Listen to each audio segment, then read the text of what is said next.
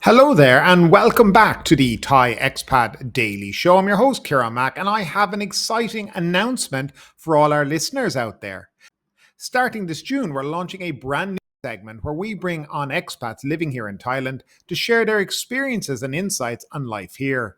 We've already lined up a number of fascinating participants, and now we want to hear from you too. We know that our expat community is full of amazing stories and unique perspectives.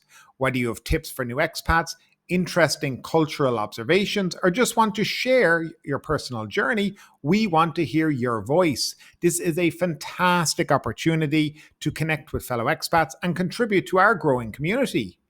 If you're interested in being a guest on the Thai Expat Daily Show, send us a direct message on social media and let's start the conversation from there. You can find us on Twitter and Instagram. Just search for Thai Expat Daily Show. Alternatively, you can email the show at thaiexpatdailyshow@gmail.com.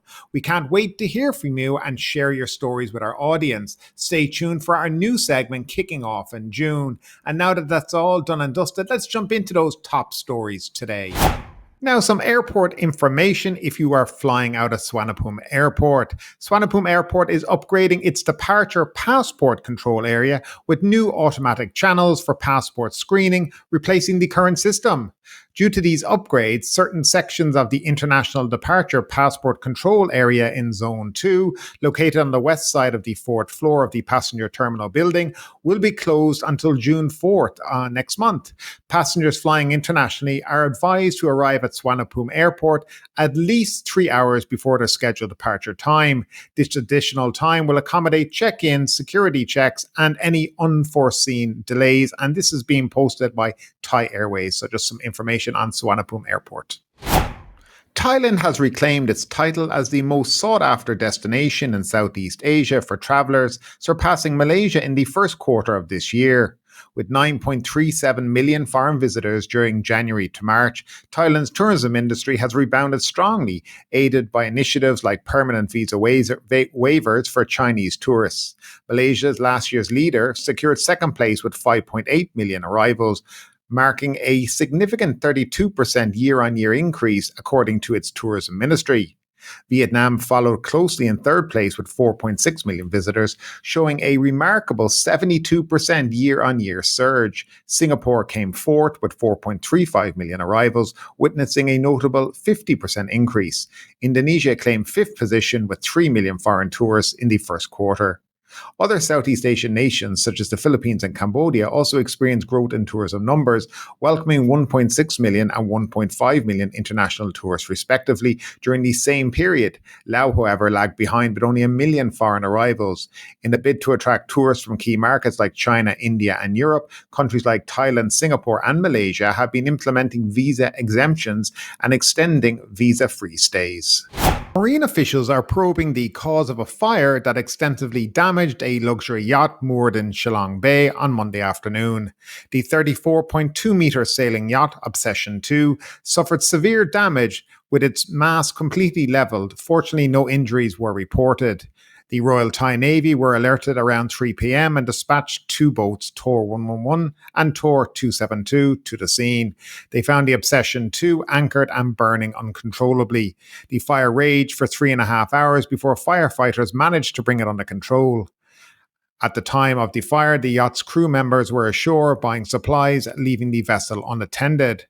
The Phuket Marine Office Director noted that firefighters initially attempted to use the yacht's onboard extinguishing equipment but had to evacuate for their safety.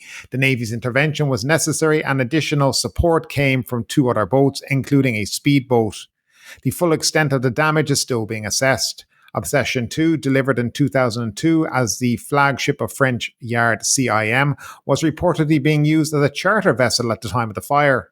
The yacht can accommodate 8 passengers and 5 crew members and is operated by Salai, a company based in Phuket. A 73-year-old British man died and approximately 30 others were injured when a Singapore Airlines flight from London to Singapore encountered severe turbulence, forcing an emergency landing at Suvarnabhumi International Airport yesterday afternoon. In a statement posted on Facebook, Singapore Airlines confirmed there are multiple injuries and one fatality on board the Boeing 777 aircraft. A spokesperson for Flight Radar told Reuters that data indicated the turbulence likely occurred before the standard descent from 37,000 feet to 31,000 feet, suggesting a flight level change in preparation for landing. Flight SK321 made an emergency landing in Bangkok at 15:45 local time. Air traffic controllers at Suvarnabhumi Airport reported that the pilot requested an emergency landing. Medical teams and dozens of ambulances were ready when the flight landed. Most of the injured passengers were taken to hospital. Speaking at a press conference later that evening, Suvarnabhumi Airport General Manager confirmed that 30 passengers were injured, 7 critically and 16 were with minor injuries. Kittipong mentioned that the severe turbulence occurred during a meal service. Most passengers he spoke with said they were wearing seatbelts but still felt a strong impact. Some people felt fine when deboarding the plane, but experienced pain later, he added. Kittipong confirmed that there were no Thai nationals on board the flight. He noted that this was the first emergency landing with a fatality at Suvarnabhumi Airport and declined to comment on the investigation. He described the aircraft's interior after landing as a mess. A video clip taken after the turbulence showed objects scattered across the cabin floor. And rest in peace to the British man who passed away during that flight. So a topic that comes up in Thailand here a lot is defamation laws in Thailand. In Thailand, defamation can lead to civil and criminal prosecution. Understanding how defamation is handled in both contexts is crucial for anyone involved in legal or public communications. So civil defamation.